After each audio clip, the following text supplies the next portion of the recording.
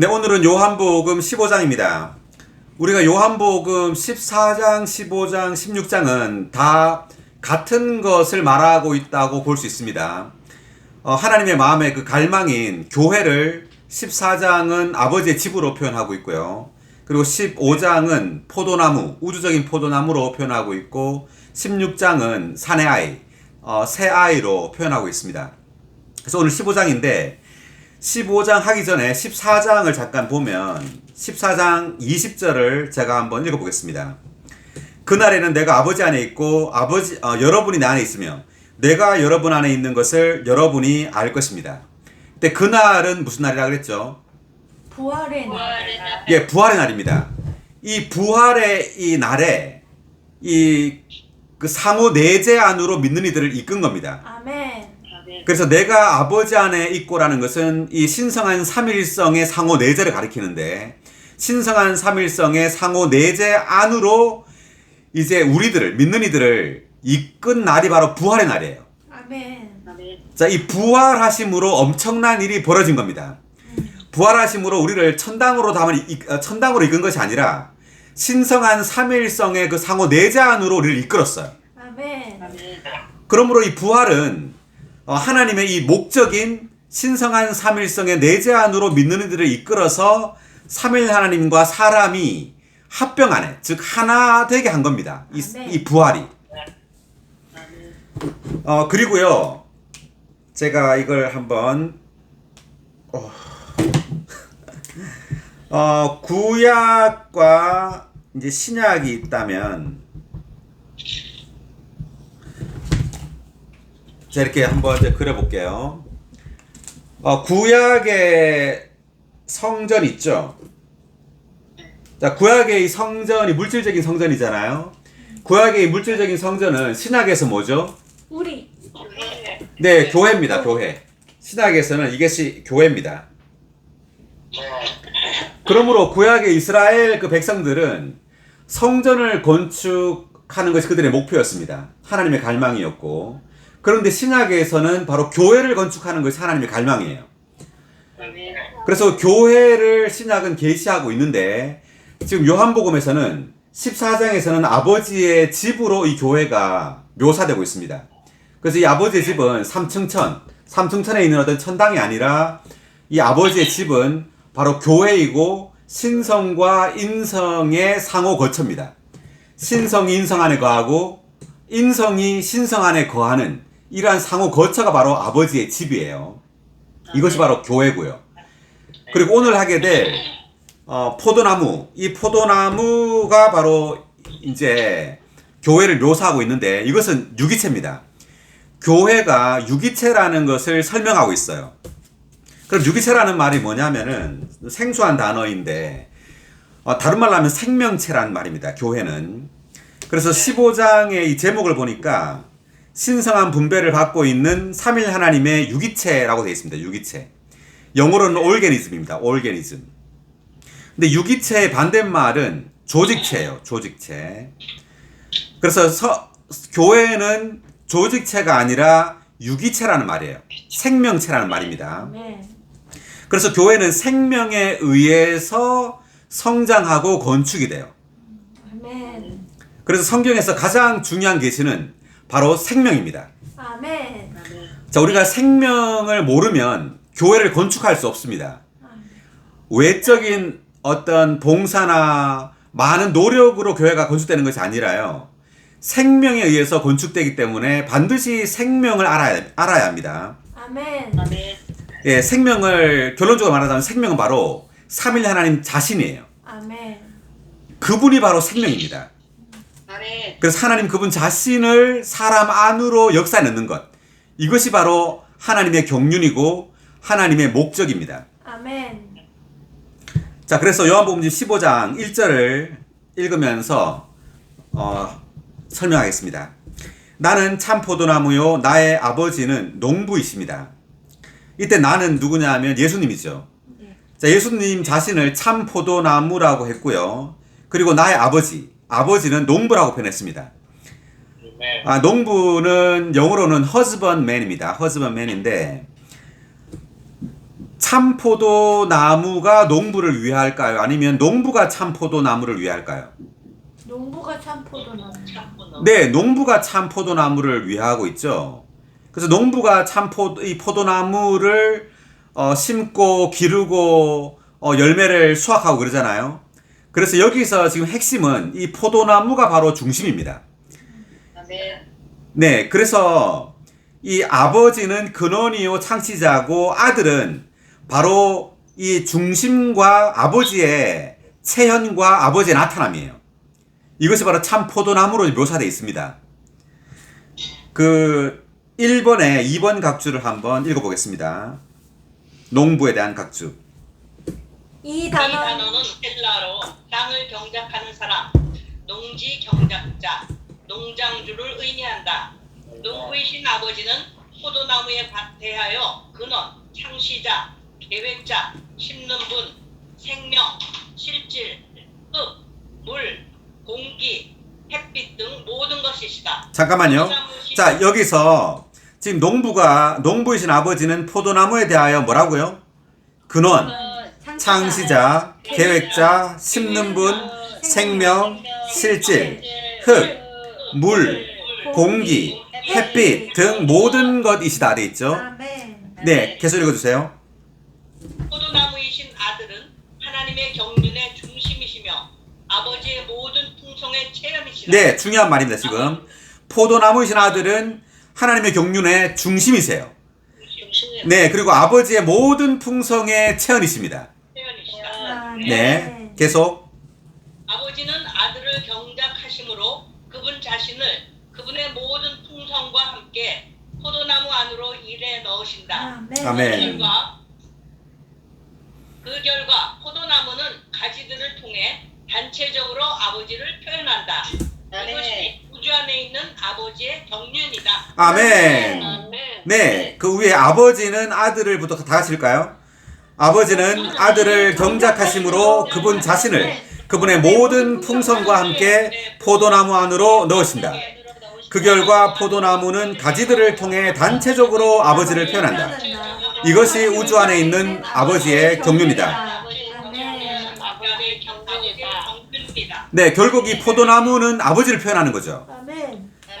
네, 이 포도나무는 아버지의 체현이고 아버지의 표현입니다. 그 우리가 골로새서 2장 9절을 한번 보겠습니다.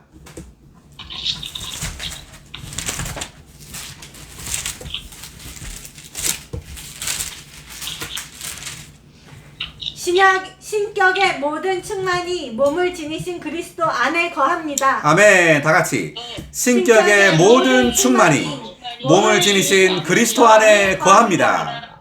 아멘. 네, 신격의 모든 충만. 이때 신격은 아버지, 아들, 성령 모두를 가리키는 겁니다.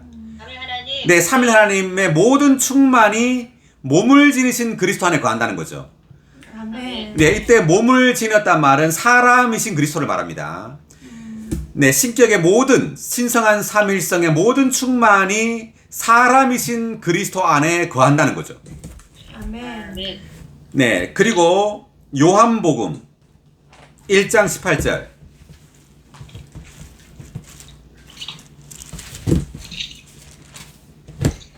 일찍이 하나님을 본 사람이 없었으나 아버지의 품속에 계시는 독생자이신 그분께서 하나님을 나타내 보이셨다. 아멘. 다 같이 일찍이 하나님을 본 사람이 없었으나 아버지의 품속에 계시는 독생자이신 그분께서 하나님을 나타내 보이셨다. 아멘. 아멘. 독생자이신 그분께서 하나님을 나타내 보이셨다. 네, 지금 엄청난 일이 일어난 겁니다. 자, 보이지 않는 그 하나님이, 온 우주를 창조한 하나님이 독생자이신 아들을 통해서 나타나는 거예요. 아멘. 자, 드디어 2000년 전에 예수님이 베들레헴에서 태어나셔서 이제 예수를 본 사람은 누굴 본 거예요? 아버지. 네, 하나님을 본 겁니다, 지금. 하나님이 독생자이신 예수를 통해 나타난 거예요. 아멘. 네, 그래서 하나님의 나타남이라는 것은 굉장히 중요한 거예요. 네, 하나님은 사람 예수를 통해 나타난 거죠. 아멘. 예, 이제 사람 예수를 통해 나타났던 이 하나님께서 모든 믿는 이들, 교회를 통하여 나타나고자 하는 겁니다. 아멘. 아멘. 자, 그래서 골로새 2장 9절과 요한복음 1장 18절에서 바로 아들이 아버지의 체현이고 아버지의 나타남이라는 것을 보여주는 구절입니다. 이 두 구절이. 아멘. 네. 자, 2절을 읽겠습니다. 내 안에 있으면서 열매를 맺지 않는 가지마다 아버지께서 잘라내시고 열매를 맺는 가지마다 더 많은 열매를 맺게 하시려고 깨끗이 손질하십니다. 지금 내 안에 있으면서 열매를 맺지 않는다. 자, 이것이 예가 보면 유대인입니다. 자, 유대인들이 좀 주님 안에 있으면서 열매를 맺지 않는다라고 했는데, 자, 이것은 그들에게 예수께서 오셨지만 그들이 예수를 믿지 않으므로 그들을 통해 열매가 맺히지 않는단 말이에요. 자, 그들은 반드시 예수 그리스도를 믿었어야 했습니다. 예수 그리스도를 믿음으로 그들을 통해 아버지가 나타나야 했습니다. 그렇지만 그들은 열매를 맺지 않는 가지가 됐어요. 그래서 아버지께서 잘라내시고 열매를 맺는 가지마다 더 많은 열매를 맺게 하시려고 깨끗이 손질한다. 이렇게 돼 있죠. 지금 포도나무를 이제 보신 분들은 이 포도나무는 아름다운 나무가 아니죠. 열매를 맺기 전까지는. 아름다운 나무도 아니고 이 포도나무는 어떤 가구를 만드는 데 쓰이지도 않아요. 다만 열매를 맺기에만 좋은 나무입니다. 자, 그래서 주님께서 이 포도나무를 그분 자신으로 이렇게 묘사한 것은 주님 자신이 그분 자신을 번식시키고 재생산하길 원한다는 뜻입니다. 아멘. 네, 그분 자신을 번식시키고 재생산하기 위해서 그 가지들을 온 땅에 다 뻗어나가게 하는 겁니다. 아멘. 온 지구상에 그 포도의 가지들을 다 뻗어나가게 하는 거죠. 네, 그래서 이 포도나무는 가지가 없으면은 이 나무가 어떻게 될까요? 안 돼요. 네, 그러니까 가지가 이 나무의 전부라고도 할 수 있죠. 네. 자, 그래서 이 가지는 뭐냐면은 가지가 누구겠어요? 우리들. 네, 좀 이따 이제 5절에 나오지만 나는 포도나무요, 여러분은 가지들입니다. 이렇게 나오죠. 아멘. 네, 그래서 주님은 가지들을 통하여 그분 자신을 나타내는 겁니다. 아멘. 네. 자, 그래서 깨끗이 손질한다 이렇게 말이 나오는데 손질한다에서 한번 볼게요. 마태복음 25장 7절.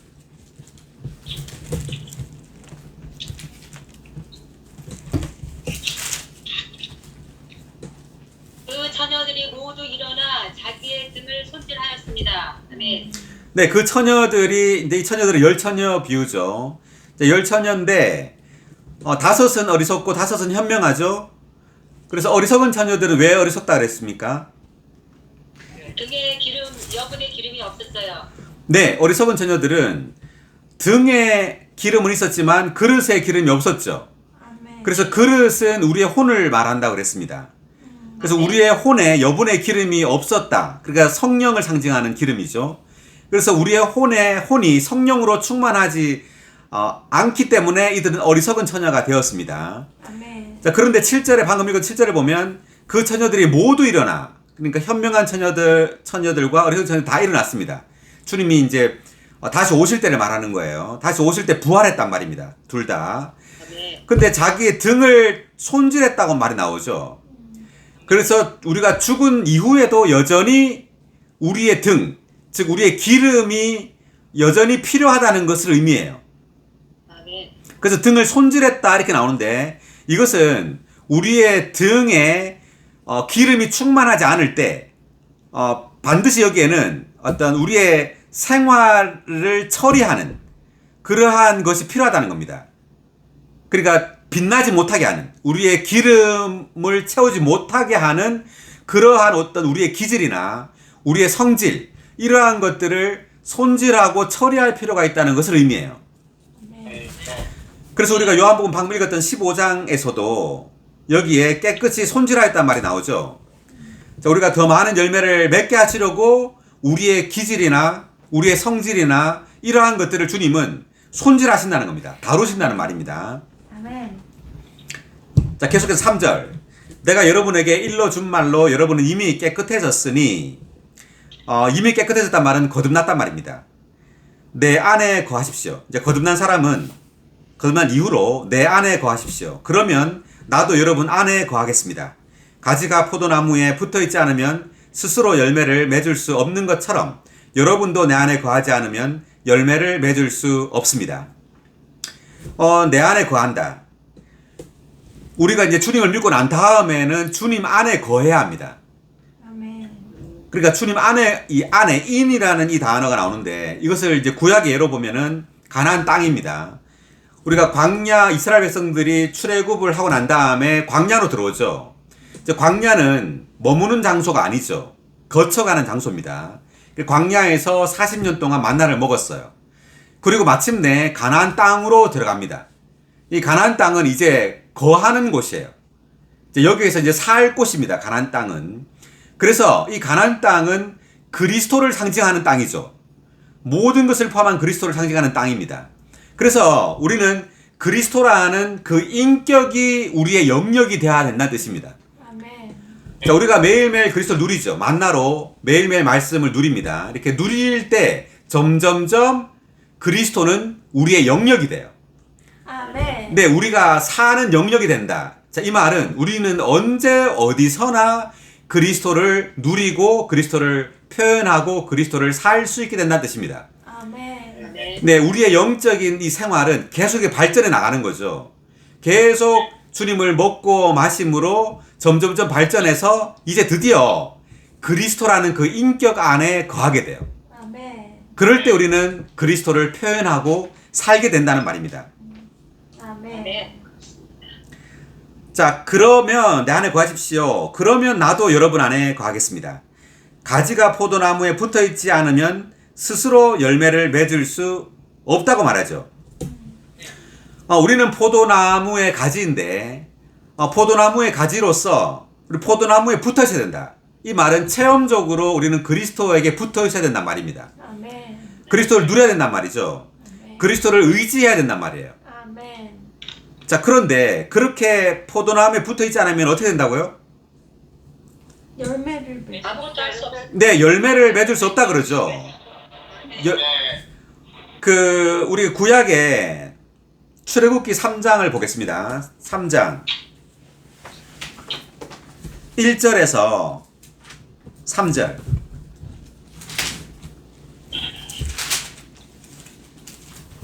모세는 미디안의 제사장인 장인 이드로의 양떼를 치고 있었다. 그는 양떼를 몰고 광야 뒤편으로 가다가 하나님의 산 호렙에 이르렀다. 여호와의 천사께서 가시나무 떨기 가운데서 이는 불꽃 속에서 모세에게 나타나셨다. 그가 보니 가시나무 떨기에 불이 붙었는데도 가시나무 떨기가 타서 없어지지 않았다. 모세가 말하였다. 내가 돌이켜서 이 놀라운 광경을 보아야겠다. 저 가시나무 떨기가 어째서 파버리지 않는 것일까? 아멘. 지금 출애굽기 3장인데요. 모세를 주님은 가시나무 떨기의 이상 가운데서 지금 나타났습니다. 여호와 하나님께서. 우리가 모세를 잠깐 얘기해 보면은요. 자, 모세에게 세 단계의 40년이 있었어요. 모세는 120세 때 죽었는데, 자, 40년.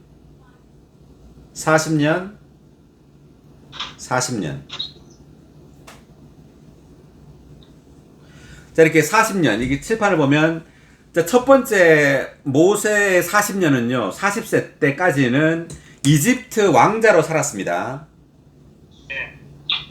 이집트 왕자. 자, 이집트 왕자로 40년 동안 이집트에서 많은 학문을 배웠습니다. 그래서 이 세상의 모든 학문과 지혜를 배운 겁니다. 그리고 이 40세 때 모세가 그 자기 백성인 이스라엘 사람들을 이제 도우려고 하다가 그 이집트 군사를 한 명 쳐 죽였죠. 그래서 모래에 감추었죠. 근데 그것이 탄로나는 바람에 광야로 도망하게 된 거죠. 그래서 도망해서 40년 동안 80세 때까지죠. 그러니까 80세까지 광야에서 양을 쳤습니다. 양.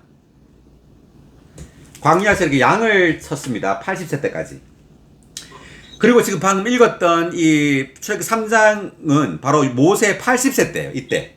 광야에서 양을 치고 40년이 지났을 때입니다. 이때 이제 여호와 하나님이 모세에게 나타난 거예요. 그래서 이제 이때 나타나서 모세로 하여금 가시나무 떨기에 이상을 주는 거죠. 자, 이상을 줘서 이 가시나무 떨기에 불이 붙었는데 가시나무 떨기가 타서 없어지지 않았죠. 그래서 내가 돌이켜서 이 놀라운 광경을 보아야겠다. 어떤 게 놀랍냐면은 가시나무 떨기에 불이 붙은 게 놀라운 게 아니라 가시나무 떨기가 타지 않고 있었던 거예요. 예, 타지 않았던 것이 놀라운 광경인 겁니다.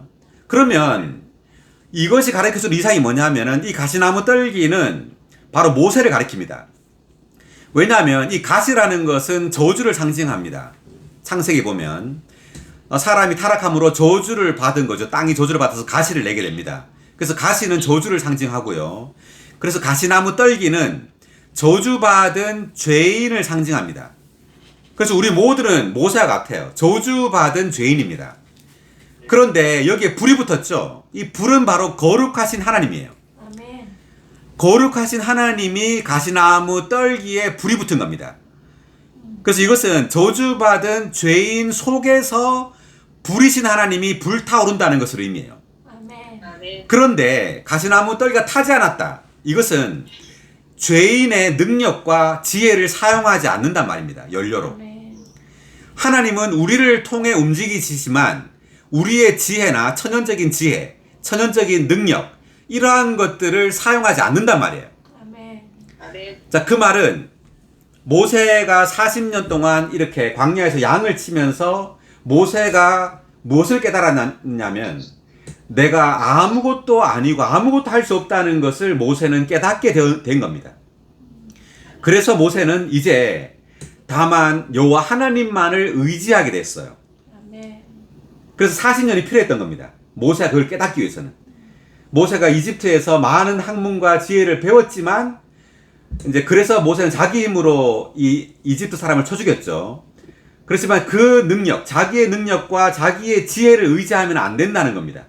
아멘. 여호와 하나님만을 의지해야지 모세는 이스라엘 백성들을 이끌고 출애굽할 수 있었던 거예요. 아멘. 그래서 나머지 40년 동안 모세는 그 이스라엘 백성들을 이끌고 이제 가나안 땅으로 들어가게 됩니다. 그래서 120세 때 이제 죽게 되죠. 그래서 이제 출애굽을 하게 돼요. 40년 동안 출애굽을 해서 이제 가나안 땅으로 들어가기 전까지 이렇게. 그래서 모세는 세 단계에 40년이 있었던 겁니다. 그래서 제가 이제 이것을 왜 지적했느냐 하면 가지가 포도나무에 붙어 있지 않으면 열매를 맺을 수 없다 이렇게 나왔죠. 4절에서. 그래서 주님은 우리가 가지로서 포도나무이신 그리스도 안에 붙어 있어야 된다는 것을 우리에게 가르쳐 주고 싶은 거예요. 예, 우리가 우리 스스로의 어떤 힘이나 노력으로 교회를 건축할 수 없다는 거죠. 열매를 맺을 수가 없는 겁니다. 아멘. 그 다음 5절 읽겠습니다. 다시 돌아와서 나는 포도나무요 여러분은 가지들입니다. 그가 내 안에 내가 그 안에 있으면 그 사람은 열매를 많이 맺습니다. 왜냐하면 나를 떠나서는 여러분이 아무것도 할 수 없기 때문입니다. 근데 5절 다 같이 읽어볼까요? 나는 포도나무요 여러분은 가지들입니다. 그가 내 안에 내가 그 안에 거하면 그 사람은 열매를 많이 맺습니다.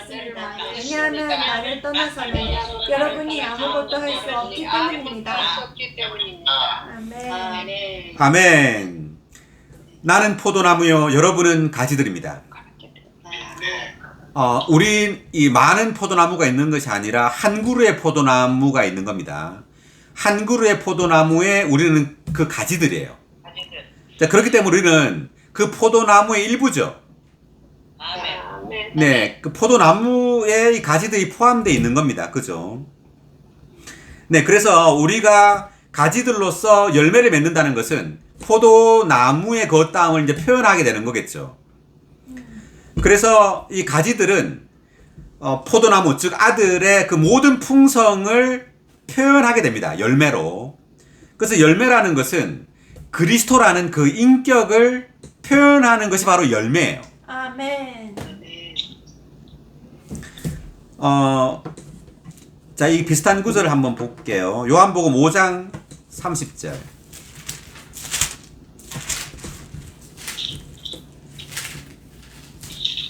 나는 스스로 아무것도 할 수 없습니다. 나는 듣는 대로 심판함으로 나의 심판은 공정합니다.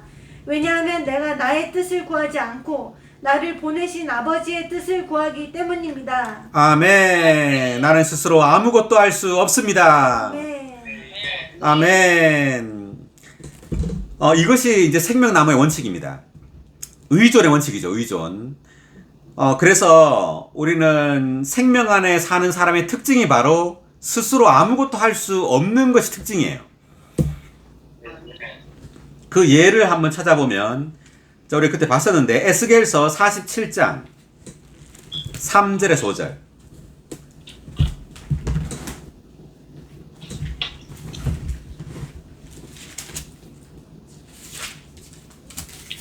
그 사람이 손에 줄을 들고 동쪽으로 나가 1000규빗을 측량하였다. 그분은 나를 이끄시어 물을 건너게 하셨는데 물이 발목까지 찼다. 그분은 또 1000규빗을 측량하시고 나서 나를 이끄시어 물을 건너게 하셨는데 물이 무릎까지 찼다. 그분은 또 1000규빗을 측량하시고 나서 나를 이끄시어 물을 건너게 하셨는데 물이 허리까지 찼다. 그분은 또 1000규빗을 측량하셨는데 그곳은 내가 건너갈 수 없는 강이었다. 물이 차올라 헤엄칠 정도의 물, 건널 수 없는 강이 된 것이다. 아멘. 예, 첫 번째는 물이 어디까지 찼죠? 발목, 발목이죠, 발목. 그 다음 두 번째는요? 무릎. 세 번째는 허리. 네 번째는 건널 수 없는 강이 된 겁니다. 아멘. 네, 그래서 어떻게 물이 찼냐면 측량을 통해서 물이 차요. 그러니까 측량한다는 말이 뭐냐면은 주님께서 우리를 시험하고 심판한다는 뜻입니다. 아멘. 거기 에스겔서 3의 2번 각주를 읽어주세요. 2번 각주, 1000규빗을 측량하였다 할 때. 천은 완전한 단위를 상징한다. 그러므로 1000규빗을 측량하는 것은 완전한 측량을 의미한다. 우리 안에 있는 흐름의 깊이는 우리가 주님께 얼마나 측량을 받았는가에 달려있다. 우리가 더 깊은 흐름을 누리려면 주님께 시험받고 점검받으며 심판받고 정유되어야 한다. 아멘. 여기까지. 자, 우리 안에 있는 부터 다 같이 읽을까요? 우리 안에 있는 흐름의 깊이는 우리가 주님께 얼마나 측량을 받았는가에 달려있다. 우리가 더 깊은 흐름을 누리려면 주님께 시험받고 점검받으며 심판받고 점유되어야 한다. 네, 우리 안에 흐름이 많아지려면 어떻게 해야 된다고요? 측량받아야 합니다. 네, 점검받고 심판받고 네, 주님께 시험받고 점검받고 심판받고 점유돼야 되죠. 아멘. 그래서 주님은 우리를 매일매일 시험하고 점검하고 심판하는 겁니다. 아멘. 왜냐하면 우리를 소유하시기 위해서, 아멘. 우리 안에 생명의 흐름으로 가득 채우기 위해서 주님 우리를 심판하세요. 아멘. 네, 우리가 밖에서 어떤 기도를 할 때 주님 우리에게 빛비출 수도 있고요. 아니면 어떤 다른 사람들을 통해서 우리를 다루실 수 있죠. 아멘. 그 창세기에서는 그 야곱을 주님이 라반에게 보내서 많은 다rum을 거치게 하죠. 그래서 어떤 환경이나 사람을 통해서 우리를 하나님은 심판하세요. 우리의 결점과 약함과 우리의 어떤 죄악된 것들, 우리의 기질, 성질 이런 모든 것들을 다루세요. 그래서 우리가 그런 다룸을 얼마나 많이 받았는가에 따라서 우리 안에 있는 그 흐름, 생명의 그 흐름의 깊이가 결정된다는 겁니다. 아멘. 그래서 많이 하나님의 심판을 받은 사람일수록 그 사람 안에는 그 생수의 흐름이 더 깊어요. 아멘. 자, 그 에스겔 다시 5의 1번 각주도 읽어주세요. 에스겔서 5의 1번 각주. 헤엄칠 정도의 물이 되었다 할 때. 물이 깊어질수록 걷기가 어려워진다. 이것은 우리 안에서 은혜의 흐름이 깊어질수록 우리 자신의 노력을 더 내려놓게 되고 자신의 방향을 포기하게 되며 흐름이 우리를 이끌어 가도록 허락하게 된다는 것을 가리킨다. 아멘. 네, 물이 깊어질수록 뭐가 어렵죠?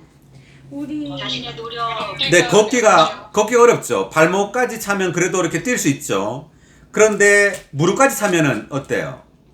좀 가기가 힘들죠. 그 다음에 허리까지 차면요, 더 힘들죠. 네. 근데 물이 더 차면은 이제는 물의 흐름을 따라가야 되죠. 아멘. 네, 그래서 이 물은 바로 성령입니다. 주님 자신이에요. 생수이신 그분이 바로 우리에게 계속해서 이제 차오르면 차오를수록 우리 마음대로 못 한단 말입니다. 아멘. 차오르면 차오를수록 우리 마음대로 말을 안 해요. 말을 못 하게 돼요. 네, 우리 자신으로부터 말을 하지 않게 된단 말이죠. 아멘. 우리 자신으로부터 어떤 행동을 하지 않게 돼요. 이제 스스로 아무것도 할 수 없는 그 정도까지 이르게 됩니다. 아멘. 네, 그래서 이 지금 에스겔서 47장에 나오는 이 그림이 아주 좋은 그림입니다. 그래서 주님께서 이 생수의 흐름이 우리 안에 계속 깊어지게 하는 그 방법은 측량을 통해서인데, 이 측량은 우리를 소유하기 위해서예요. 아멘. 우리를 소유하기 위해서 계속 우리를 심판하는 겁니다. 환경을 통해서, 사람을 통해서 계속해서 우리를 건드려요. 우리의 자존심을 건드리고 우리의 기질을 건드리는 겁니다. 이제 그럴 때 우리는 주님께 나아가야 되죠. 아멘. 주여, 당신 자식께 나 자신을 엽니다. 주여, 저를 비추소서. 주여, 저의 기질을 다루소서. 주여, 저의 말을 다루소서.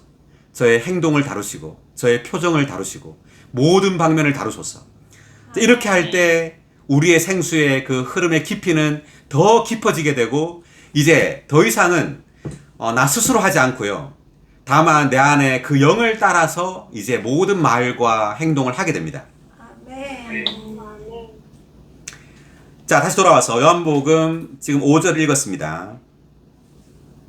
자, 5절 읽었는데, 자, 5절을 보니까 나는 포도나무요, 여러분은 가지들입니다. 이렇게 돼 있는데, 그래서 가지를 통하여 포도나무가 표현된다. 자, 이 말은 가지가 그 포도나무의 몸이라고 할 수 있어요, 즉. 그러니까 교회는 그리스도의 뭐죠? 몸이니. 몸. 그리스도의 몸이죠. 왜냐하면 교회가 그리스도를 표현하니까. 아멘. 교회를 통해 그리스도의 모든 충만이 표현되잖아요. 자, 그 말씀이 어디 있나요? 에베소서 2장 9절. 2장 23절. 네. 네, 에베소서 1장 23절 펴보겠습니다. 아멘. 자, 했잖아요. 네, 했죠. 자, 지금 여러 번 했는데도 불구하고 모르시는 분들은 누구실까요? 저요.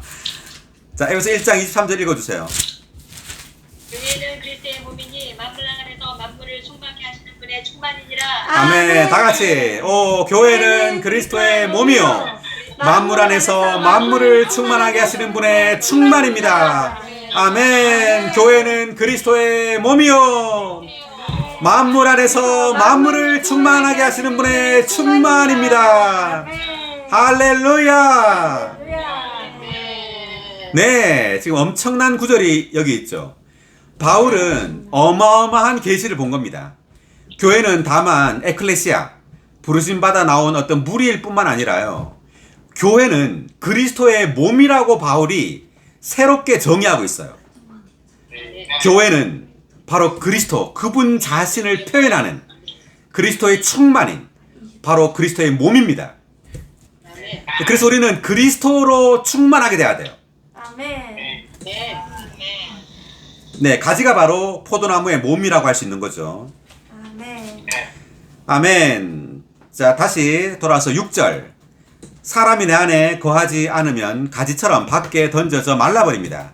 그러면 사람들이 그것들을 모아다가 불에 던져 태웁니다. 사람이 내 안에 거하지 않으면 가지처럼 그 밖에 던져져 말라버린다고 하는데, 자, 예를 들어서 우리가 외적으로 많은 일을 함에도 불구하고 우리는 메말라 버릴 수 있는 겁니다. 교회에서 많은 봉사를 하고 또 성경 지식이 많고 이런 많은 어떤 일을 한다 하더라도 메말라요. 왜? 그리스도 안에 거하지 않으면. 자, 그리스도라는 그 인격 안에 거해야 돼요. 그 인격에 거함이 없이 하는 많은 일들은요, 우리를 메마르게 해요. 아멘. 그래서 말라버립니다. 그 사람들이 그걸 모아다가 불에 던져버려요. 그 말은 뭐냐면은 아무 가치가 없다는 얘기입니다. 아멘. 그리스도의 인격으로 하지 않는 많은 외적인 일들은 아무 가치가 없다는 얘기입니다. 아멘. 네. 그래서 우리 어디죠? 저기 마태복음 7장을 한번 보겠습니다. 네, 마태복음 우리가 한 지가 오래됐죠. 시간 나실 때마다 다시 보셔야 돼요. 마태복음. 자, 7장 21절, 22절, 23절을 읽어보겠습니다. 나에게 주님 주님 하는 사람이라고 다 천국에 들어가는 것이 아니고 다만 하늘에 계신 내 아버지의 뜻을 행하는 사람이라야 들어갑니다. 그날에 많은 사람이 나에게 주님 주님 우리가 주님의 이름으로 예언하였으며 주님의 이름으로 귀신을 쫓아냈으며 주님의 이름으로 많은 능력의 일을 행하지 않았습니까? 라고 할 것이지만 그때 내가 그들에게 선언할 것입니다. 나는 여러분을 도무지 알지 못합니다. 불법을 행하는 사람들이여 나에게서 떠나가십시오. 아멘. 아멘. 네, 아멘. 자, 그러니까 이 사람들을 불법을 행하는 사람이라고 했는데, 왜냐하면 그분의 인격과 하나 되어 하지 않는 모든 영적인 일들이 다 불법이에요. 아멘.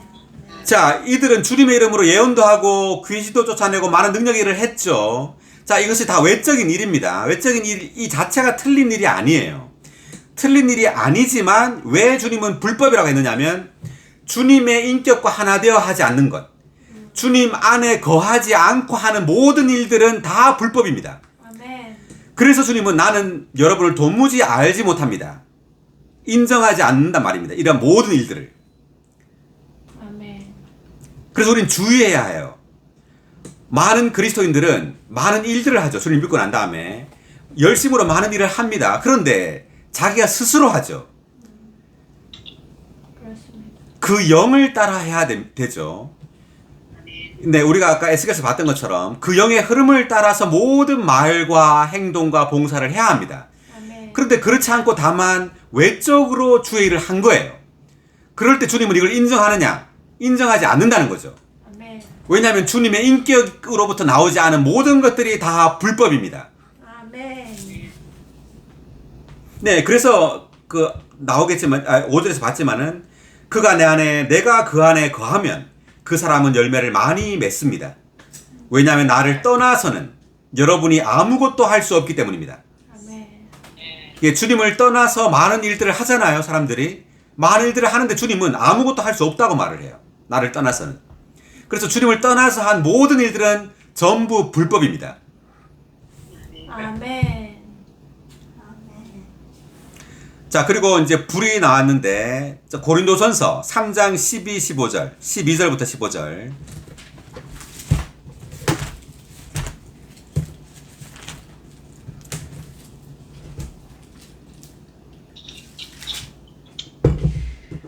누구든지 이 기초 위에 금이나 은이나 보석이나 나무나 풀이나 짚으로 건축하면 그날에 각 사람의 일이 나타나게 될 것입니다. 그날이 그 일을 밝혀줄 것입니다. 왜냐하면 그 일이 불로 말미암아 드러나게 되기 때문입니다. 이 불이 각 사람의 일이 어떠한 종류의 것인지를 검증해 줄 것입니다. 아멘. 아멘. 자, 여기 지금 12절에 보니까 금과 은과 보석이 나오고 나무, 풀과 짚이 나오죠. 자, 대조되는 두 재료입니다. 자, 앞에는 금은 보석은 삼일 하나님의 어떤 속성이에요. 그분의 어떤 특징들을 가진 재료입니다. 근데 나무나 풀과 짚은 천연적인 사람의 능력과 지혜로부터 나온 재료입니다. 그래서 이 나무, 풀과 짚은 다 타버릴 거란 말이죠. 아멘. 자, 여기 13의 2번 각주와 2번 각주 읽어주세요. 13의 2번 각주. 이 불은 주님의 심판의 불로서 믿는 이들의 일을 드러내고 다루고 시험할 것이다. 나무나 풀이나 짚을 재료로 한 모든 일은 그 시험을 견딜 수 없을 것이며 불타 버릴 것이다. 네, 여기서 불로 말미암아 이제 드러난다. 불로 시험한다 할 때 이 불이 뭐라고요? 주님의 심판의 불이에요. 네, 주님의 심판의 불로 이것을 다 시험한다는 거죠. 그래서 지금은 외적으로는 잘 몰라요. 그런데 그날에 이 모든 것들이 다 드러난다는 거예요. 아멘. 내가 스스로 나의 천연적인 열심으로 한 것인지 아니면 주님의 능력을 따라서 한 것인지가 그날에 다 나타난다는 겁니다. 아멘. 그리고 14의 1번 각주 계속 남아있는 일은 그리스도의 신실한 사역자들의 산물인 금이나 은이나 보석으로 이루어진 것이 틀림없다. 이러한 일을 이룬 사람은 장차 오셔서 심판하실 그리스도께 보상을 받게 될 것이다. 아멘. 네, 남아있는 일, 그 금과 은과 보석으로 즉 삼일 하나님의 어떤 속성과 그 능력과 생명으로 한 일들은 남아있다는 말이죠. 그래서 남아있는 이 일들이 바로 새 예루살렘의 건축 재료죠. 금과 진주와 보석으로 건축되어 있죠, 새 예루살렘이. 그래서 새 예루살렘은 나무나 풀이나 짚으로 건축되어 있지 않죠. 아멘. 새 예루살렘 전체가 금과 진주와 보석입니다. 아멘. 천연적인 어떤 것도 없어요. 아멘. 네, 천연적인 그 모든 것들은 다 불타. 불타버리는 겁니다. 아멘. 다 심판하세요, 하나님이. 아멘. 그리고 외적으로 우리가 좋아 보인다 하더라도요, 결코 좋은 것이 아니에요. 그렇기 때문에 우리가 지금 우리는 이러한 것들을 분별할 수 있어야 됩니다. 무엇이 금은 보석이고 무엇이 나무와 풀과 짚인지를 지금 분별하지 못하면요, 그날에 하나님의 심판을 받게 돼요. 아멘. 네, 다시 돌아와서 자, 지금 6절 읽었고 7절 여러분이 내 안에 거하고 내 말이 여러분 안에 거하면 무엇이든지 여러분이 원하는 것을 구하십시오. 그러면 여러분에게 이루어질 것입니다. 아멘. 여러분이 내 안에 거하고 내 말이 여러분 안에 거하면 이렇게 말했습니다. 이때 말, 주님의 말씀이죠. 주님의 말씀이 우리 안에 풍성히 거해야 됩니다. 자, 그리스도의 말씀이 우리 안에 풍성히 거한다. 어디 있죠? 골로새서 3장 16절. 아멘. 와우. 네, 골로새서 3장 16절 찾아보겠습니다. 아멘. 다 같이 읽을까요? 온갖 지혜를 사용하여 그리스도의 말씀이 여러분 안에 풍성히 거하도록 하되 시와 찬송과 영적인 노래들로 서로 가르치고 고면하고 여러분의 마음에서 은혜로 하나님께 찬송함으로써 거하도록 하십시오. 아멘.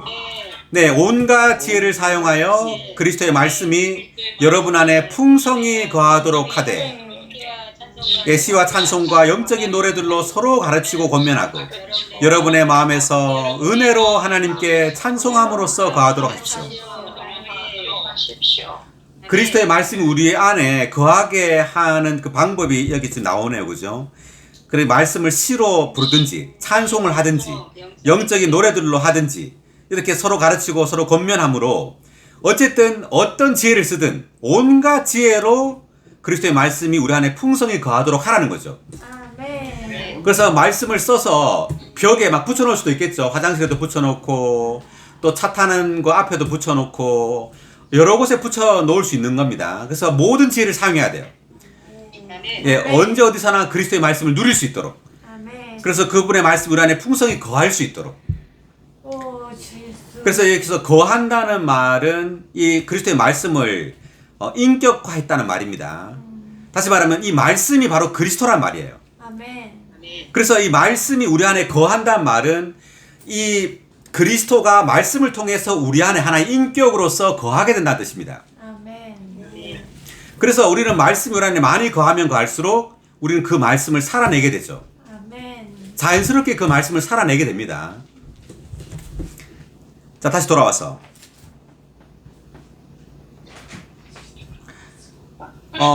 7절에 보니까 이제 7절 읽었는데 무엇이든지 여러분이 원하는 것을 구하십시오.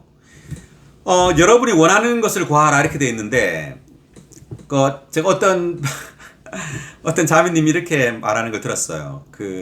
나는 세탁기 있는 집으로 이사하게 해달라고 몇 년을 기도해가지고 세탁기 있는 집으로 이사를 왔대요. 자, 그걸 말하는 게 아닙니다.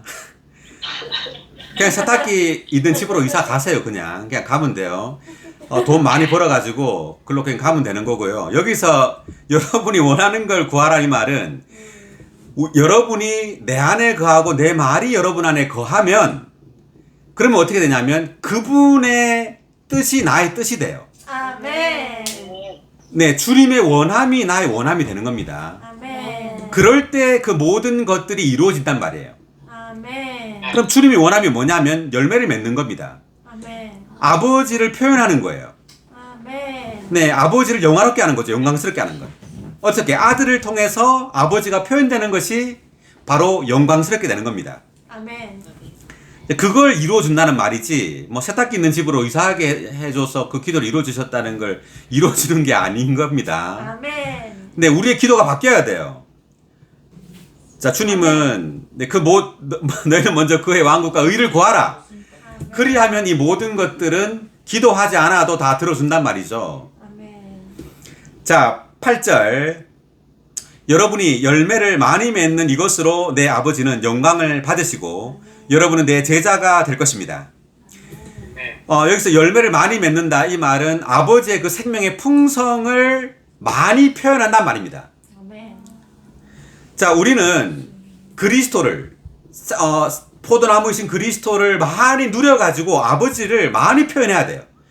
아버지의 생명이 우리의 말과 행동과 눈빛과 표정으로부터 풍성히 표현되어 나와야 됩니다. 아멘. 아멘. 네, 우리가 집에 가만히 앉아 있어도요, 우리의 표정에서 벌써 아버지가 표현돼야 됩니다. 아멘. 말을 안 하고 앉아 있어도요. 근데 어떤 사람은 아주 무거운 얼굴을 아주 길게 하고 앉아 있죠. 그러면 안 돼요. 우리 표정 관리. 그 영을 사용하면 표정 관리가 되는 겁니다. 아멘. 그 영을 사용해서 앉아 있어야 됩니다. 아멘. 그러면 우리의 모든 것에서 우리의 눈빛과 표정과 모든 것에서 하나님이 표현되는 겁니다. 아멘. 아멘. 그래서 열매를 많이 맺는 이것으로 내 아버지는 영광을 받으시고, 그러니까 아버지가 영광을 받는단 말은 아들을 통해서 또는 교회를 통해서 아버지가 표현된단 말이에요. 아멘. 자, 로마서 8장 30절을 읽어보겠습니다.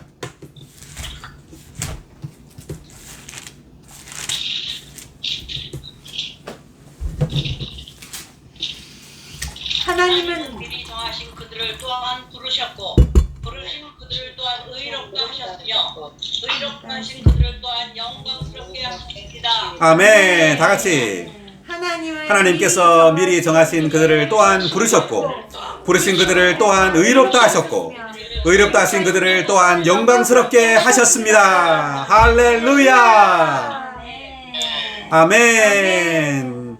미리 정하신 그들을 아멘. 또한 부르셨고 부르신 그들을 또한 의롭다 하셨고 아멘. 의롭다 하신 그들을 또한 영광스럽게 하셨습니다. 아멘. 아멘. 네, 이게 다 과거형으로 돼 있나요? 과거형. 그래서 이미 이루어졌단 말입니다. 영광스럽게 되는 것까지. 아멘. 그래서 먼저 주님은 미리 정하셨습니다. 영원 전에. 우리가 태어나기도 전에 미리 우리가 영광스럽게 되도록 아버지를 표현하도록 미리 정하셨어요. 아멘. 그리고 시간 안에서 우리를 부르셨습니다. 아멘. 네. 그리고 부르신 그들을 또 의롭다 하셨고 그리고 마지막에는 마침내 우리를 그분과 똑같이 영광스럽게 하시는 겁니다. 아멘. 네, 우리가 완전히 하나님을 표현하는 정도에까지 주님 우리를 구원하시는 겁니다. 아멘. 아멘. 할렐루야! 할렐루야. 놀랍습니다. 아멘. 자, 그리고 한 구절 더. 히브리서 2장 10절.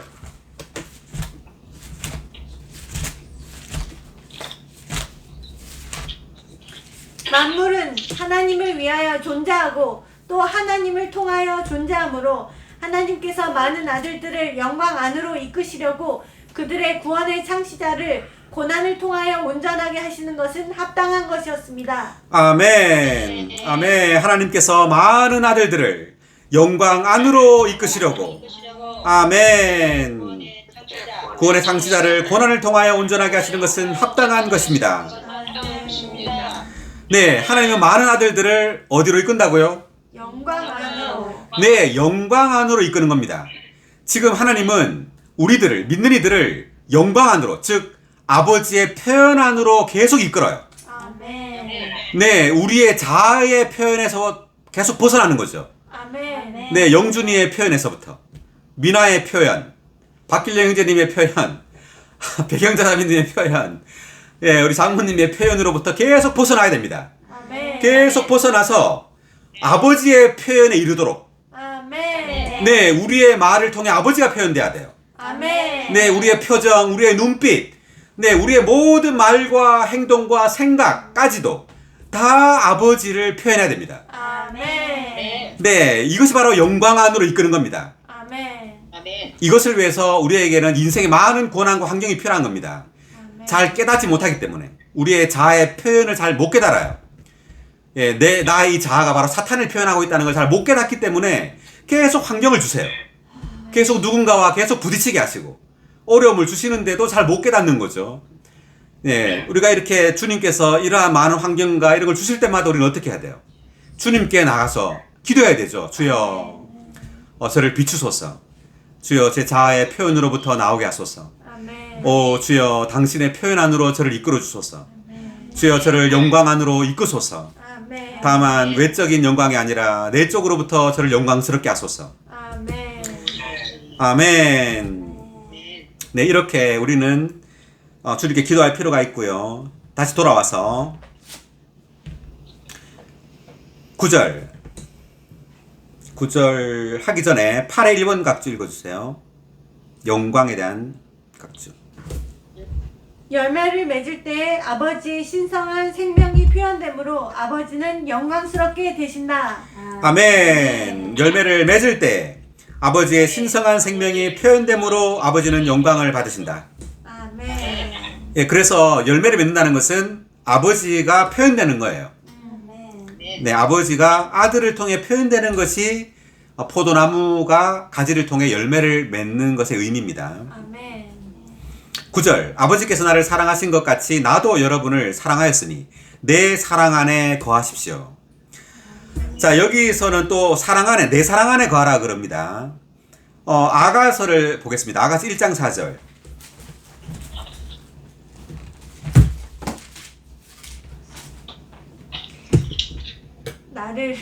큰 소리로. 나를 이끌어 주세요. 우리가 당신을 쫓아 달려가렵니다. 왕께서 나를 그분의 내실로 이끌어 들이셨으니 우리는 당신 안에서 즐거워하고 기뻐하며 당신의 사랑을 포도주보다 더 높이 찬양하렵니다. 그들이 당신을 사랑하는 건 당연하답니다. 아멘. 네. 아멘. 아가서는 솔로몬 왕과 시골 처녀의 사랑 이야기입니다. 그래서 솔로몬 왕은 그리스도를, 왕이신 그리스도를 상징하고 시골 처녀는 죄인인 우리를 상징하죠. 근데 이 두 사람이 이제 사랑함으로 서로 같아지게 되는 겁니다.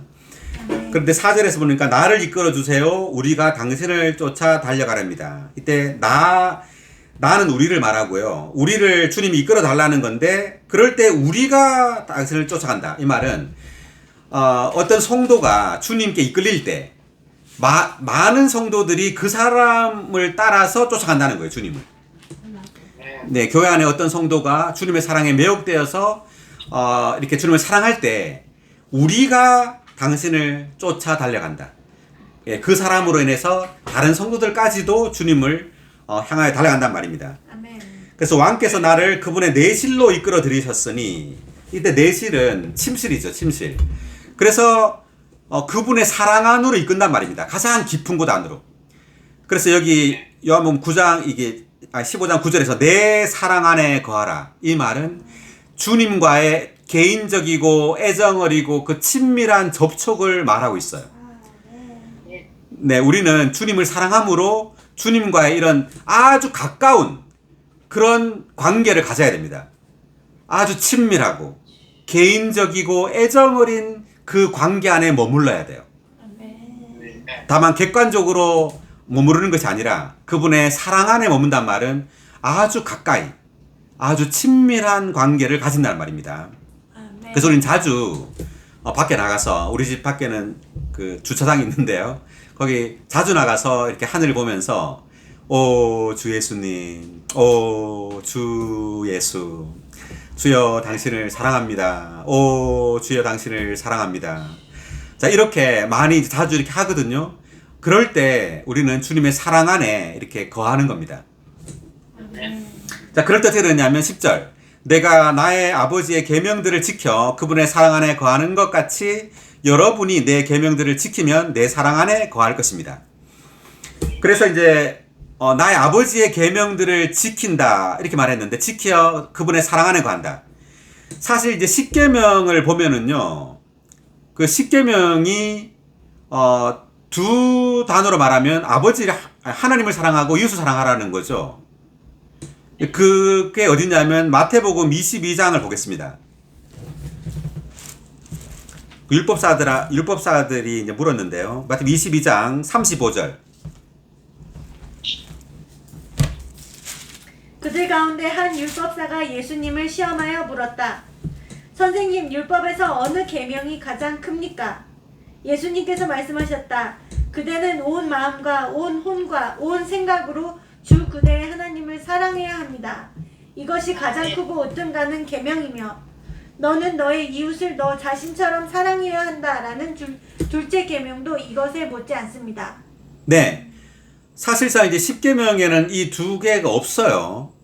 근데 이 십계명을 주님은 이 두 계명으로 요약한 겁니다. 십계명을 보시면요, 정확히 이 두 계명이 나오지 않아요. 안 나오는데 이 두 계명으로 주님이 요약한 거예요. 그래서 첫 번째가 너의 온 마음과 온 혼과 온 생각으로 주 너의 하나님을 사랑하여라. 두 번째는 너의 이웃을 너 자신처럼 사랑하여라. 네, 이 두 계명이 온 율법을 이룬다는 거죠. 그래서 십계명의 영은 사랑입니다. 사랑. 그래서 우리가 주님의 계명들을 지킨다는 것은 그분을 사랑하고 이웃을 사랑하는 거예요. 아멘. 우리가 주님의 말씀을 먹고 주님의 말씀 안에서 이렇게 생명이 자라는데 사랑이 없다. 그것은 잘못된 겁니다. 우리가 주님 안에서 교회생활을 하는데 주님을 사랑할 뿐만 아니라 성도들, 지체들을 사랑하는 마음이 없다면요, 우리는 주님을 누리는 것에 있어서 문제가 있다는 것을 의미해요. 아멘. 합당하게 주님을 누렸다면 반드시 하나님을 우리 온 마음을 다해 사랑하게 되죠. 아멘. 그리고 내 이웃을 나 자신처럼 사랑하게 되는 겁니다. 아멘. 자, 방금 이제 10절을 읽었습니다. 그리고 11절 보면 내가 이러한 것들을 여러분에게 말한 것은 내 기쁨이 여러분 안에 있게 하고 여러분의 기쁨이 충만하도록 하려는 것입니다. 내 기쁨이 여러분 안에 있게 하고, 이 기쁨이 이제 나오는데, 내 기쁨이라는 거는요, 우리가 아버지를 표현하는 기쁨보다 더 큰 기쁨이 없어요. 아멘. 그래서 이 내 기쁨은 이제 아들의 기쁨이죠. 아들의 기쁨은 뭐냐면은 아버지를 표현하는 겁니다. 아버지를 표현하는 게 최상의 기쁨입니다. 아멘. 우리를 통해 하나님이 표현되는 것, 이것이 최고의 기쁨이에요. 아멘. 네, 우리가 주님을 누리면 누릴수록 동시에 아버지를 표현하게 되죠. 동시에 주님을 살게 됩니다. 주님을 사는 것이 가장 큰 기쁨이에요. 아멘. 네, 그래서 이것은 여러분의 기쁨이 충만하도록 하려는 것입니다.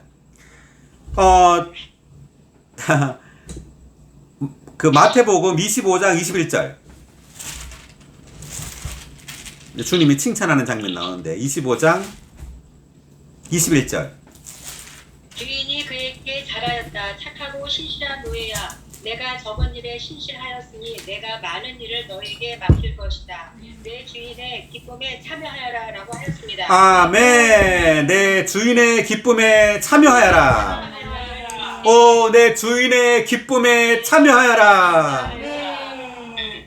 내 주인의 기쁨.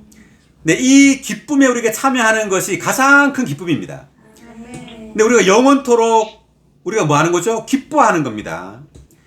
영원토록 만약에 재미없으면 어떻게 해요? 예, 영원토록 기쁜 거죠. 우리 영원토록 이 주인의 기쁨에 참여하는 거예요. 이것이 우리의 보상입니다.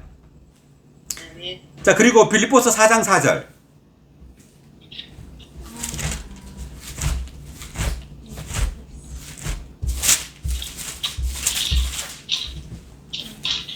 주님 안에서 항상 기뻐하십시오. 내가 다시 말합니다. 기뻐하십시오. 아멘. 주님 안에서 항상 기뻐하십시오.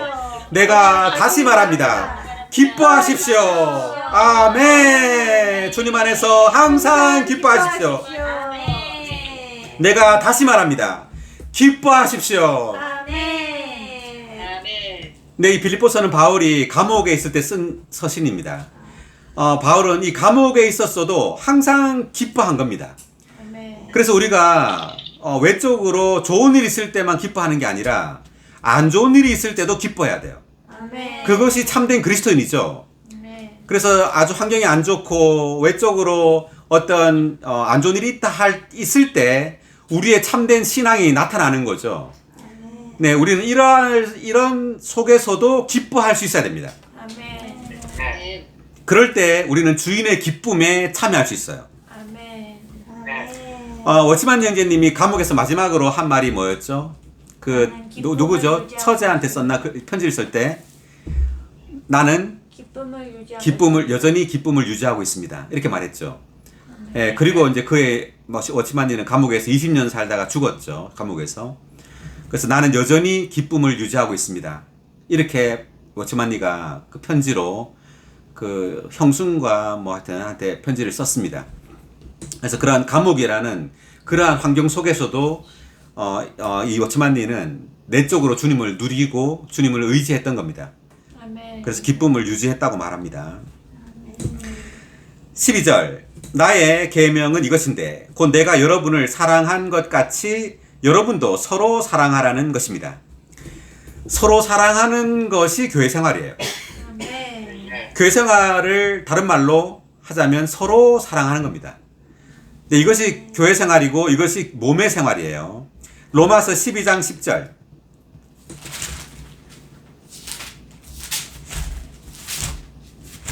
형제 사랑으로 서로 뜨겁게 사랑하고 서로 먼저 존경하십시오. 아멘. 형제 사랑으로 서로 뜨겁게 사랑하고 서로 먼저 존경하십시오. 형제 사랑으로 서로 어떻게 하라고요? 뜨겁게 사랑하고. 네, 미지근하게 사랑하는 게 아니라 뜨겁게 사랑하고 아멘. 네, 서로 먼저 존경하십시오. 아멘. 아멘. 그리고 13장 8절 로마서 13장 8절 서로 사랑하는 것 외에는 누구에게든지 아무 빚도 지지 마십시오. 남을 사랑하는 사람은 율법을 다 이루었습니다. 아멘. 네, 서로 사랑하는 것 외에는 아무에게든지 아무 빚도 지지 마십시오. 남을 사랑하는 사람은 율법을 다 이루었습니다. 다 이루었습니다. 네, 자, 이 말은 우리가 생명이 자라잖아요. 생명이 자란 결과는 뭐냐면 남을 사랑하는 겁니다. 아멘. 그래서 생명이 성숙한 결과는 말을 유창하게 하는 것이 아니라 남을 사랑하는 겁니다. 아멘. 다시 돌아와서 13절 친구를 위하여 자기 목숨을 버리는 것보다 더 큰 사랑을 가진 사람은 아무도 없습니다. 친구를 위하여 자기 목숨을 버린 사람이 누구냐면 예수님이십니다. 자, 우리가 예수님의 친구고요. 주님이 우리를 위하여 십자가에서 목숨을 버렸다는 걸 말해요. 네, 왜? 사랑하기 때문에. 아멘. 14절 내가 여러분에게 명령하는 것을 행한다면 여러분은 나의 친구들입니다. 나는 더 이상 여러분을 노예라고 부르지 않을 것입니다. 왜냐하면 노예는 자기 주인이 하는 것을 알지 못하기 때문입니다. 오히려 나는 여러분을 친구라고 불렀는데 이것은 내가 아버지께 들은 모든 것을 여러분에게 알려주었기 때문입니다. 자, 내가 아버지께 들은 모든 것 이건 뭐냐면 아버지의 갈망이에요. 아버지의 그 목적입니다. 아버지께 들은 것이. 그 아버지의 갈망, 아버지의 목적은 뭐냐면 아들을 통해서 아버지가 표현되는 거예요. 아멘. 아들을 통해 아버지가 영광스럽게 되는 것. 아멘. 네, 이것이 바로 아들이 아버지께 들은 겁니다. 아멘. 이 들은 것을 지금 우리에게 알려주고 있죠. 포도나무를 통해서. 네. 자, 그 다음 16절. 여러분이 나를 선택한 것이 아니라 내가 여러분을 선택하여 세웠습니다. 이것은 여러분이 나가서 열매를 맺고 그 열매가 계속 남아있도록 하려는 것이며 여러분이 내 이름 안에서 아버지께 무엇을 구하든지 아버지께서 여러분에게 주시도록 하려는 것입니다. 주님이 우리를 언제 선택했나요? 창세전에 네, 창세전에 선택했어요. 자, 성경 찾아보겠습니다. 에베소서 1장 4절.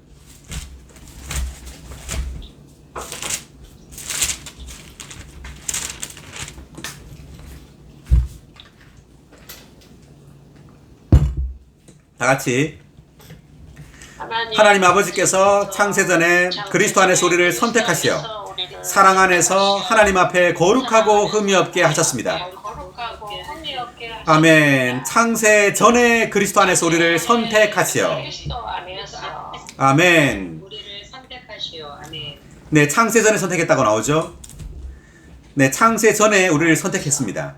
그래, 왜냐하면, 자, 왜 그랬냐면, 우리로 나가서 열매를 맺고, 이렇게 되어 있습니다. 열매는 두 가지 종류가 있습니다. 하나는 우리가 주님을 누림으로 아버지를 표현하는 거죠. 근데 아버지를 표현한다고 할 때, 그분의 어떤 미덕이 우리를 통해 표현되는 거예요. 그러니까 성령의 열매입니다. 하나는. 성령의 열매가 갈라디아서 5장 찾아보겠습니다. 갈라디아서 5장 22절.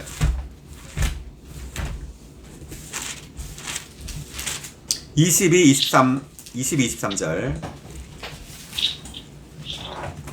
그러나 그 영의 열매는 사랑과 기쁨과 화평과 오래 참음과 인자와 선함과 신실함과 온유와 자제이니 이런 것들을 반대할 율법이 없습니다. 아멘. 자, 그 영의 열매가 뭐라고 그랬어요? 사랑, 기쁨, 화평, 오래 참음, 인자, 선함, 신실함, 온유, 자제. 예, 총 몇 가지죠? 9가지입니다. 9가지.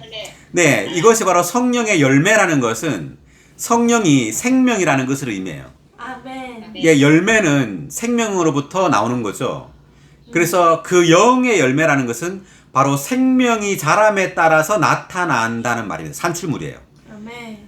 네, 우리가 그 영에 의해서 나타난 그 결과물이 바로 이 미덕입니다.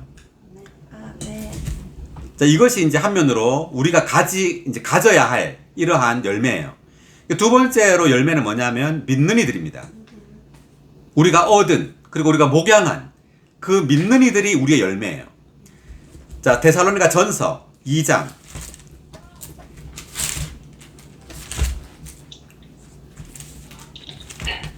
자, 2장 19, 20.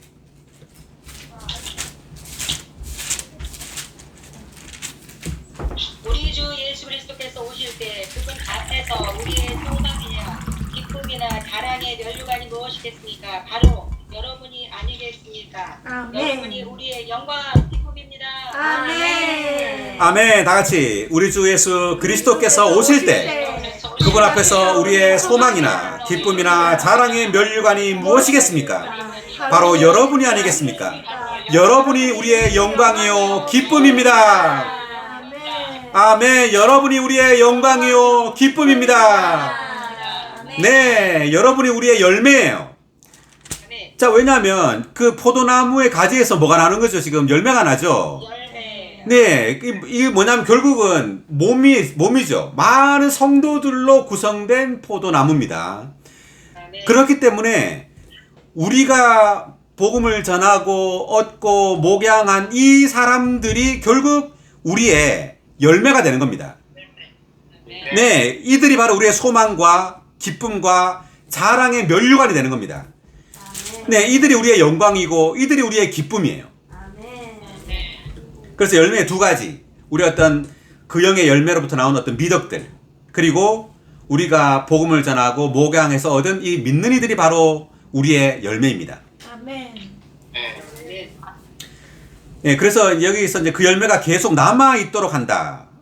이제 우리의 교회 생활을 체험해서 본다면 우리가 복음을 전했습니다. 그래서 교회 생활을 해서 교회 생활 안에 남아 있게 한다는 건 쉽지가 않죠. 그래서 열매가 얼마나 오랫동안 남아 있느냐는 얼마나 우리가 그에게 많은 생명을 공급했느냐에 달려 있다. 이렇게 나왔어요. 그래서 우리가 다만 복음을 전하고 뭐 이제 잘하겠지 뭐 그냥 놔두면 안 돼요. 계속해서 목양해야 합니다. 아멘. 우리가 얼마나 많은 생명을 그들에게 넣어 주었느냐에 따라서 그들이 얼마나 교회 생활에 남아 있느냐가 결정된다는 겁니다. 아멘. 예, 우리가 넣어준 생명의 양에 달려 있어요. 그들이 교회 생활에 남아 있느냐 남아 있지 않느냐는. 아멘. 그래서 교회 생활 안에 남아 있다는 것은 굉장히 쉽지가 않아요. 누군가 목양하는 사람이 반드시 있어야 됩니다.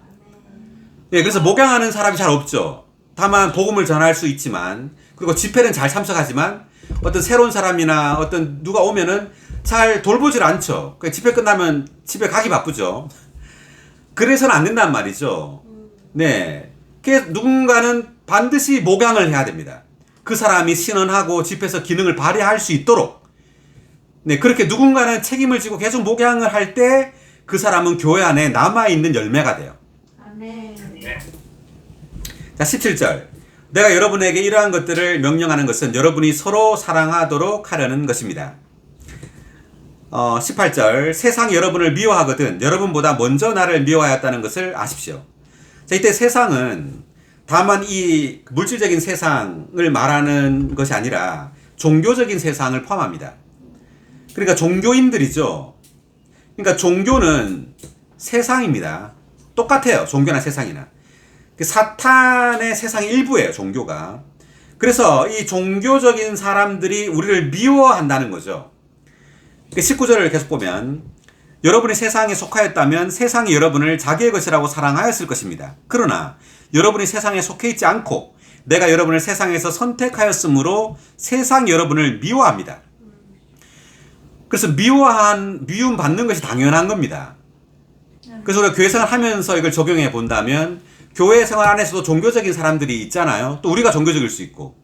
그러면 반드시 어떤 박해와 핍박을 받는다는 거죠. 그래서 이 종교적인 사람들의 어떤 특징이 뭐냐면요. 어떤 자기 편, 남의 편, 이렇게 편을 가르기를 좋아해요. 왜냐하면은 자기를 지지하면 사랑하고 자기를 지지하지 않으면 미워하죠. 특히 교회 안에서 어떤 지위가 있는 사람은 뭐 권위를 행사하고 자기 이익을 위해서 어떤 영적인 일을 막 하는 사람 있잖아요. 어떤 일을 안배하고. 자, 이런 사람들에게 어떤 지위가 있기 때문에 많은 사람들은 그것이 틀렸다는 것을 알면서도 그 사람의 말을 들어요. 그게 두렵기 때문에. 두려워서 어떤 그를 따르게 됩니다. 그걸 주님이 어떻게 부르느냐 하면, 자, 요한복음 12장. 우리가 봤었던 건데, 12장 42, 43절.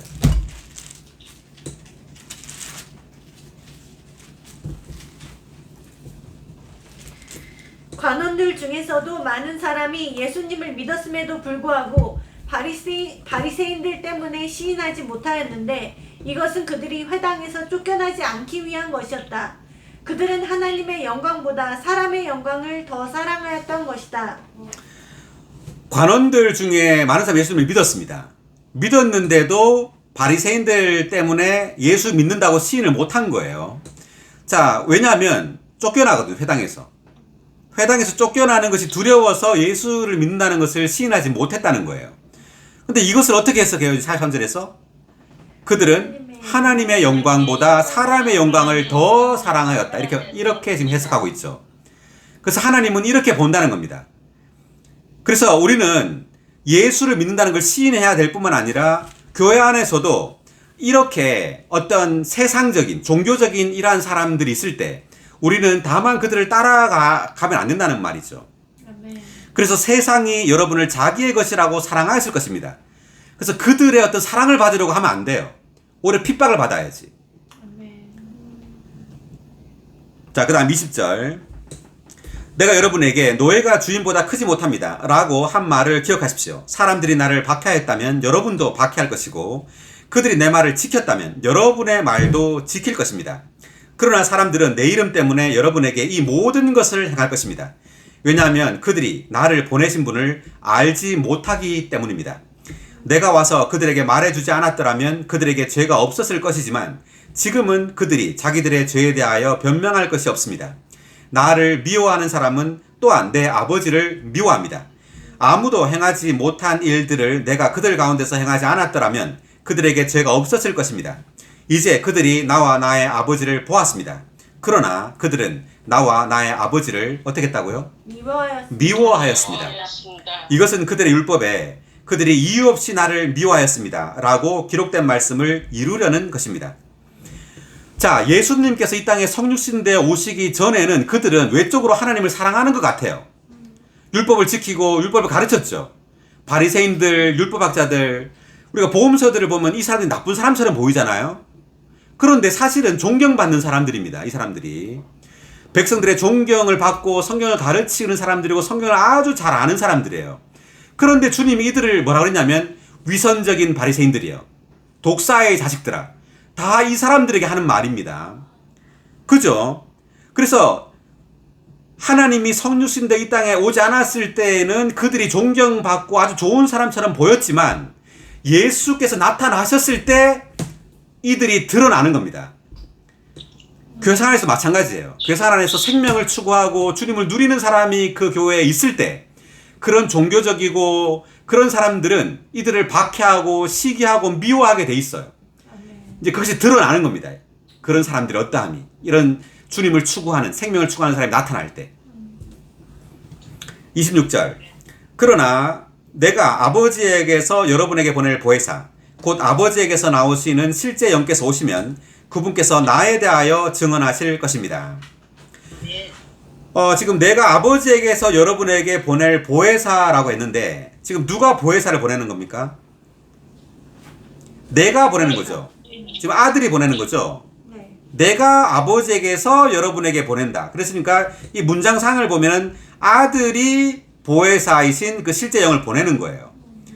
자, 그런데 요한복음 14장 26절을 보세요.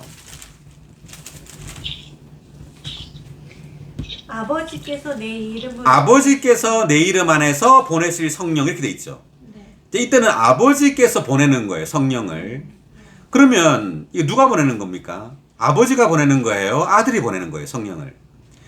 둘 다 보내는 거죠. 그러니까 즉 아버지와 아들이 하나라는 것을 의미합니다. 아멘. 네, 아버지와 아들이 하나예요. 지금 이 14장에서는 아버지가 성령을 보낸다고 말하고 15장에서는 아들이 성령을 보낸다고 말하고 있는 겁니다. 자, 그래서 실제 영께서 오시면 그분께서 누구에 대하여 증언한다고요? 나에 대해. 나에 대하여 네, 나에 대하여 증언한다 그러죠. 네. 자, 이 나가 누구냐면 바로 아들 예수입니다. 그죠? 네. 자, 예수 그리스도에 대하여 증언한다는 말이 뭐냐면 성령은 이제 생명 주시는 영, 이 실제 영은 예수가 바로 포도나무이시다. 즉 아멘. 하나님의 경륜의 중심이시다. 예수가 바로 아버지의 체언이시다. 아멘. 예수가 바로 아버지의 표현이라는 것을 증언하는 겁니다. 아멘. 아멘. 네, 그러므로 예수를 믿으라고 증언하는 거예요. 왜냐하면 예수가 바로 하나님의 경륜의 중심과 초점과 만유라는 것을 증언하고 있어요. 아멘. 네. 아멘. 그래서 그 다음 장 요한복음 16장 8절을 보세요. 8절 읽어볼까요? 그분께서 오시면 세상을 책망하시어 죄에 대하여 의에 대하여 심판에 대하여 깨닫게 하실 것입니다. 네, 여기서 그분께서 오신단 말이지 그 영, 실제 영이 온단 말이에요. 그 영이 오시면 세상을 책망한다고 말하는데 세 가지예요. 죄, 의, 심판인데 우리가 내일 자세히 보겠지만 결국 죄는 아담을 말하고 있어요. 아담으로부터 죄가 들어왔고 의는 바로 그리스도입니다. 그리스도를 믿음으로 우리는 아담으로부터 그리스도 안으로 옮겨지게 돼요. 아멘. 그래서 우리는 의롭게 되는 겁니다. 근데 만약 우리가 그리스도를 믿지 않으면 심판을 받게 된단 말입니다. 사탄이 받을 그 심판을 받게 된단 말이에요. 자, 그래서 결국 그 영이 세상을 책망한다는 말은 뭐냐면은 그 영은 예수에 대하여 증언하고 있었는데 예수를 믿으라는 거예요. 예수가 바로 하나님의 경륜의 중심이다. 그분이 바로 아버지의 체언이다. 그분을 믿으라고 증언했지만 믿지 않을 때 책망한다는 거죠. 예수를 믿지 않는다면 너희들은 심판을 받게 될 것이라고. 그것은 다음 주에 하겠습니다. 자, 어쨌든 이제 그 말입니다. 이게 실제 영께서 오시면 그분께서 나에 대하여 증언하실 것입니다. 그리고 여러분도 증언합니다. 왜냐하면 여러분이 처음부터 나와 함께 있었기 때문입니다. 아멘. 아멘. 네, 오늘 요한복음 15장 여기까지 하겠습니다. 수고하셨습니다. 아멘. 아멘. 예, 수고하셨어요.